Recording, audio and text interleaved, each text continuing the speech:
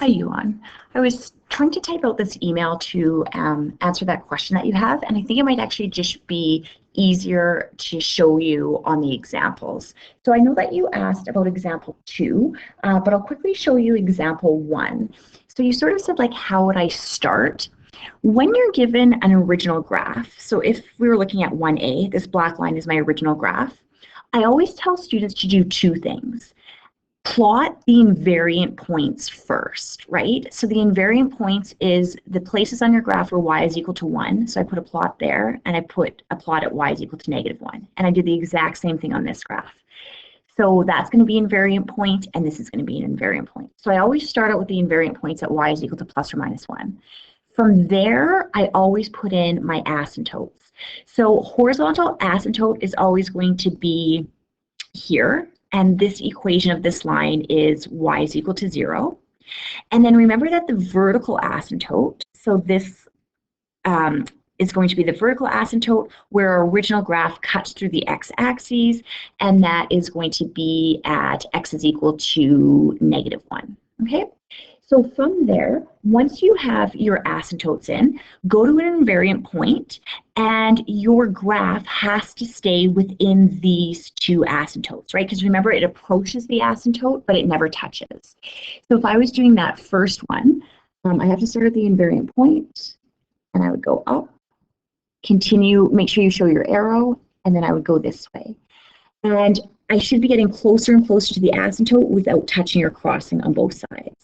And then I would go to this graph, and I would say, okay, it's basically a reflection of this in this quadrant here. So it's got to start at the invariant point, and it approaches the asymptotes, but it cannot touch. So that would be 2A. For 2B, if I go to the invariant point, I have to stay within this boundary here, right?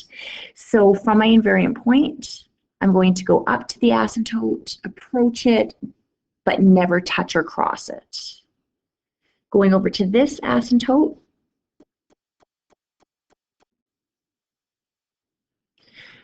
going over to this asymptote over here, again, I've got to stay within this boundary, and it's essentially going to look like a reflection of that graph up there. So I'll start at the invariant point, and it would go down and up. Okay, so that's linear. And I believe on your test, you're going to have linear. So it's going to be one of these 2, and you just have to be able to do both of them.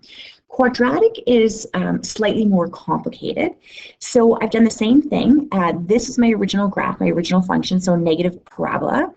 And there's only 2 invariant points here at y is equal to -1 and y is equal to -1.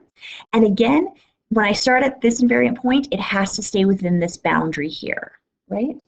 So that graph would look very much like this. So your graphs are basically drawn from the invariant points. Once you get those invariant points drawn, and then you look in your boundaries, you will very likely be able to figure out your graph. Okay, this one is by far the most complicated.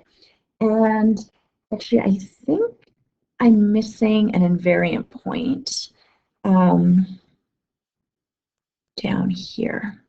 Okay, so these 2 are the easiest invariant points. So this one, remember, has 2 vertical asymptotes because I had cut the x-axis here, my original graph, and here. So I've got my 2 vertical asymptotes in. I've got my 1 horizontal asymptote in. If I go to this invariant point here, my boundary is this L here, right? So this far right graph should be hopefully fairly simple. Then this one is going to be identical to this graph. It's going to be a reflection, right? Now I've got this L boundary the other way. So from my invariant point, I always start, and I go up and over.